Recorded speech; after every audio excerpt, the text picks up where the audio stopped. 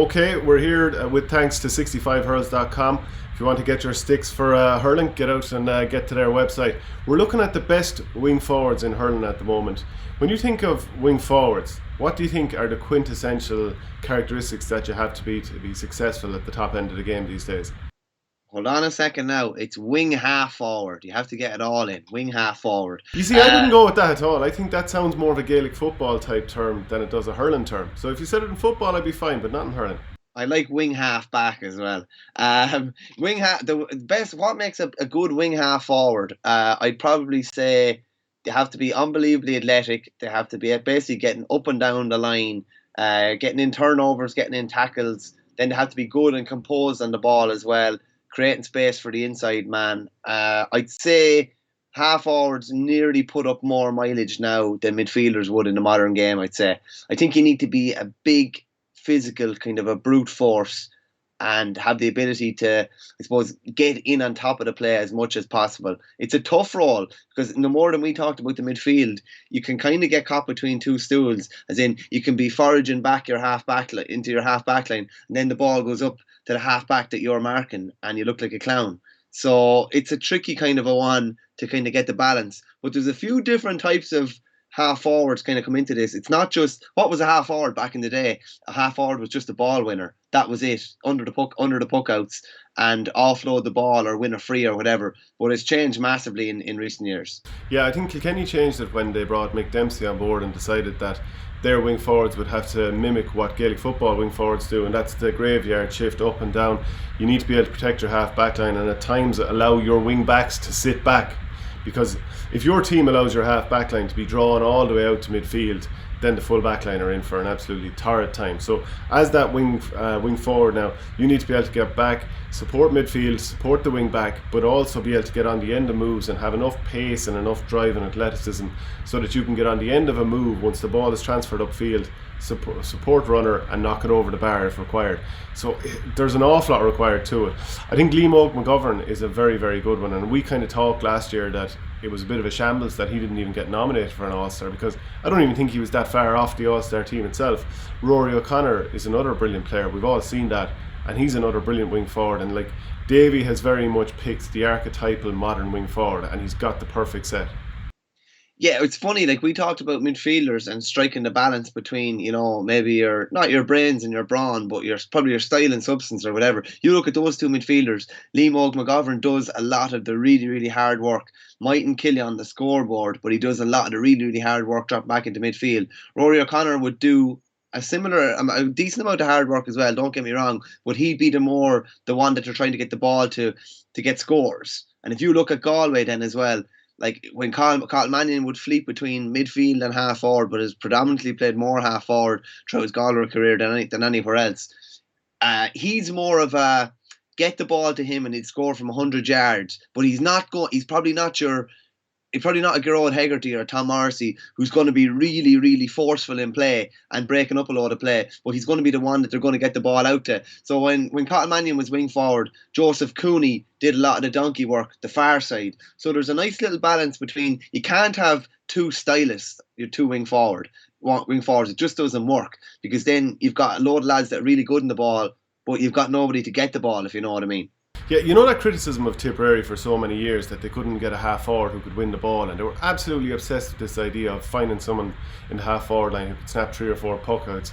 Meanwhile, what they didn't realise what they were doing was just hanging ball up in the air for half back lines in Kilkenny and Cork to just win ball. Insane sort of tactics. But these days the Tipperary half forward line is a lot of grafting players who, there's plenty of magicians in that Tipperary our forward line, but like if you're going to go with Dan McCormack, Niall O'Mara, who's actually has an awful lot of strings to his bow, and maybe Bonner Maher, you're definitely looking at more combative wing forwards than you are magicians. Like Bubbles started wing forward against Sean Murphy in that All-Ireland semi-final in 2019, but had a really, really tough time because he was shoved the other way by Murphy and his hurling ability and his ability to cover the ground. But it was only in the second half, when he moved a bit further inside, that we saw Bubbles kind of come into the game an awful lot more. So for Tipperary have very much decided we need grafters.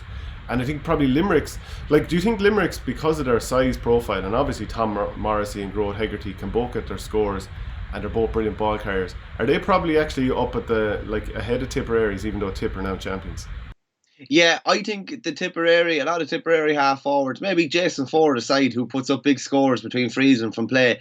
But the Tipperary half forwards, as you said, they're foraging in general basically to make life easier for Noel McGrath and for Bubbles, Seamus Cannon, and John McGrath.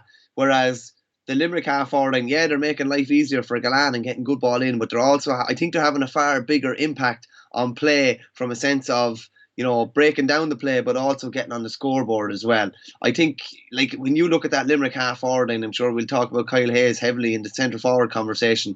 There's three guys that have kind of mixed the two. When you just say, I'm not like picking on Cathal Mannion, but Cathal Mannion is not going to do maybe the same hard work that Gearóid Hegarty does, or he hasn't traditionally throughout his Galway career anyway. I'm not saying that he can't do it. You could say the same with Pádraig Mahoney too. I mean, he's got all these skills, but maybe not being a combative player is one of them. Yeah, possibly so. Whereas Morrissey and Hegarty bring that strength to the whole thing, the power, but they also bring the ability to get on the scoreboard and the ability to be good on the ball and deliver good ball inside. So they've kind of mixed what half forwards have been over the last 15 or 20 years. They've mixed the two. They're good in the air, they're mobile, they're good on the ball, they're strong, and they're able to get up and down the line. So that's more of a half forward that I'd be looking for, rather than just the lad that can shoot the lights out and get 6 or 7 in an open game, because a lot of time these championship games aren't open games. I'd love to see Shane Conway of Kerry at Liam McCarthy level, because we've seen at UCC how devastating he can be. Is there room for a guy like that at the very, very elite level, where space is going to be at such a premium? Because he can score from 100 yards, he can carry the ball, it feels like he can do everything, but he would be quite diminutive. 100% there is. There definitely is. As long as there's a couple of files around him, there definitely is. As long as he is a hard-working midfielder behind him, and maybe a kind of a physical kind of full forward in front of him, or a corner forward even, or someone that can offer that bit of strength. As long as you have lads protecting him around him, I think he'd be fine, because he's so elusive, so good on the ball. He could also move to midfield as well and play that playmaker role. We talked in the midfield video about how some of these really, really skillful players have been moved out to midfield because there's more space and more freedom there. So as a half forward, he can kind of play that role. Don't expect him to be back, foraging in the half back line. But I think you could definitely, it's not getting away with him there. I think he'd be a massive, massive asset to you at wing forward, as long as you're clever with who's around him. Just a little reminder that we're brought to you by 65hurls.com, and don't forget to go there if you need to get some sticks.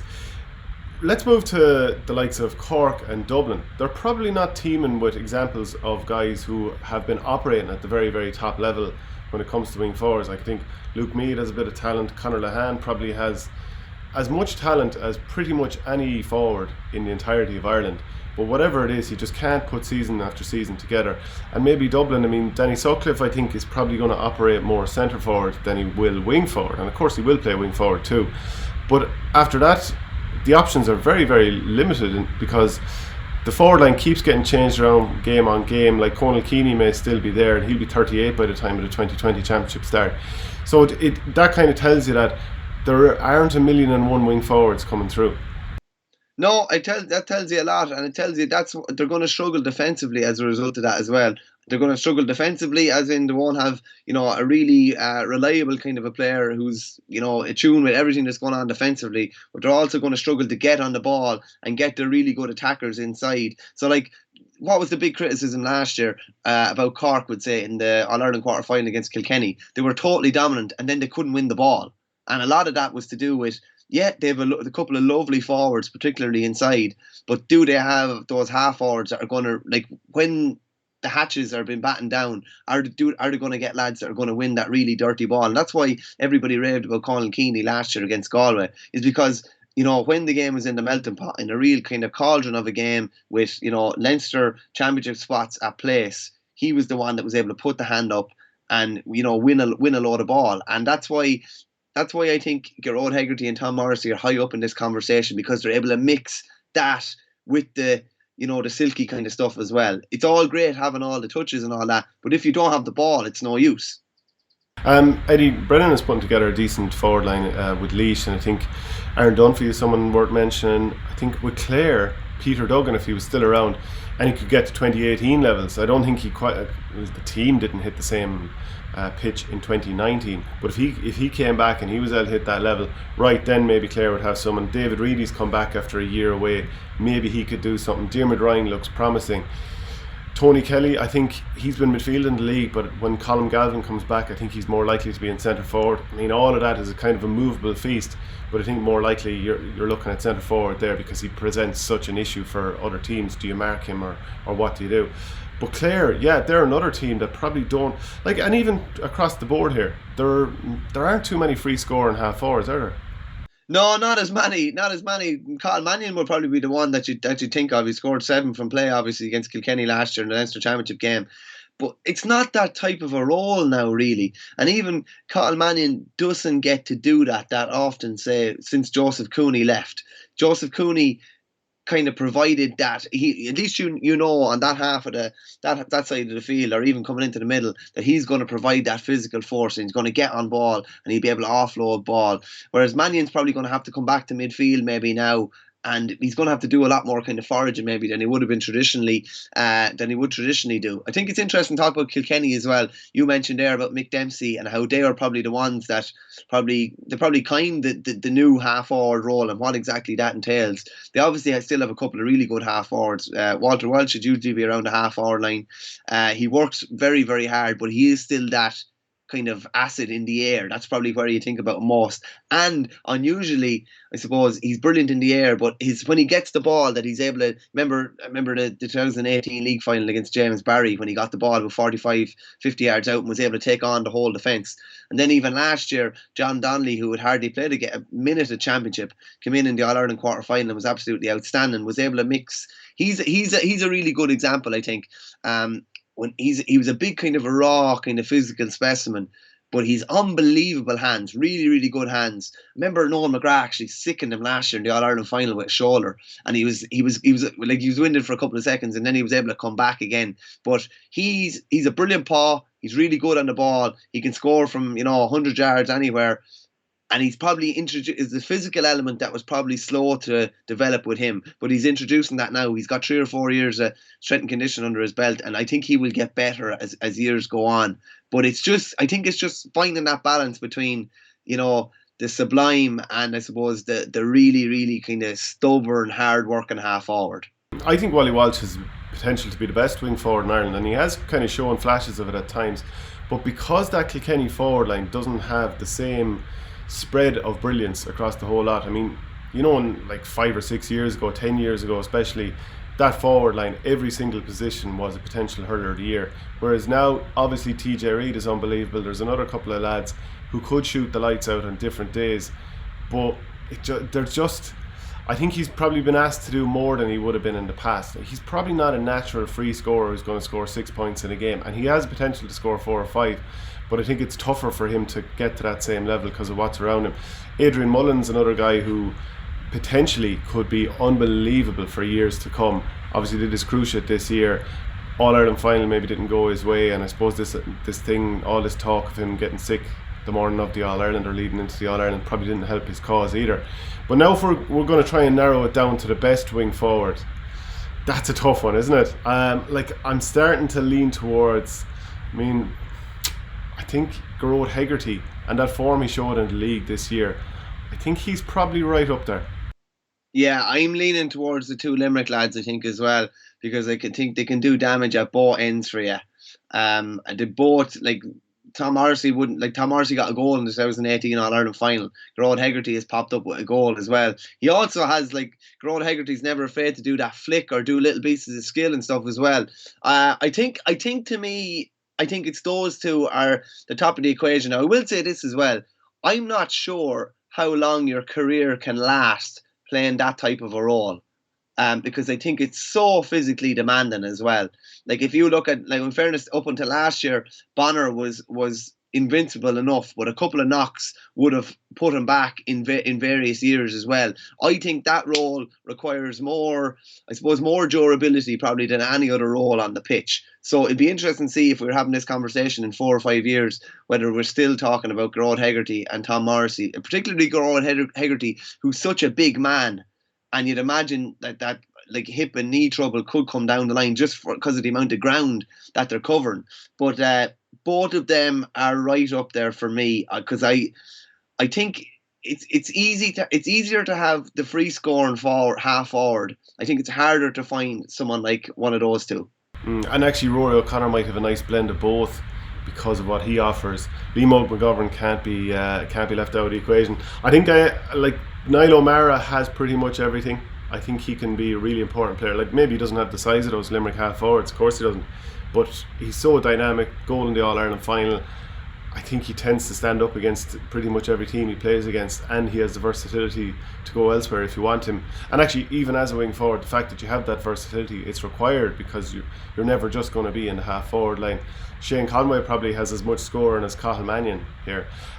So yeah, I think at the end of the day, I am going to have to go back to Gearóid Hegarty, because his form just in the last few years, and the potential for him to do even more of it, I think it has to be him. We're both saying, like, we're saying two of the best half forwards in the game, Morrissey and Hegarty. Neither of them have an all-star. Yeah, but I mean, does this come back to flashiness and this type of conversation? There you go, because if John Kiley was picking out his most important players, I think he'd be looking at these sort of lads. Do you know what I mean? Like, say, like David Reedy played a couple of league games this year before things were shut down, and he offers a good bit on the scoreboard, but I'm not sure he offers anything like what these two boys offer in terms of the work that they can do and the damage they can do on the scoreboard as well. I'm actually going to go with Tom Morrissey.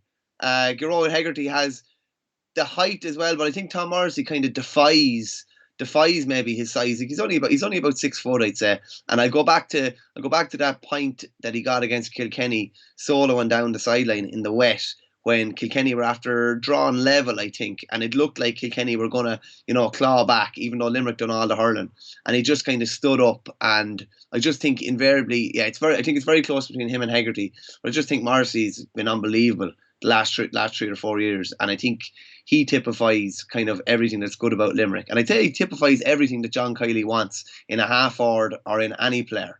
Yeah, close calls, but we've both gone for Limerick. Thank you very much, Michael Verney. As I said, brought to you by 65hurls.com. Go there for your sticks.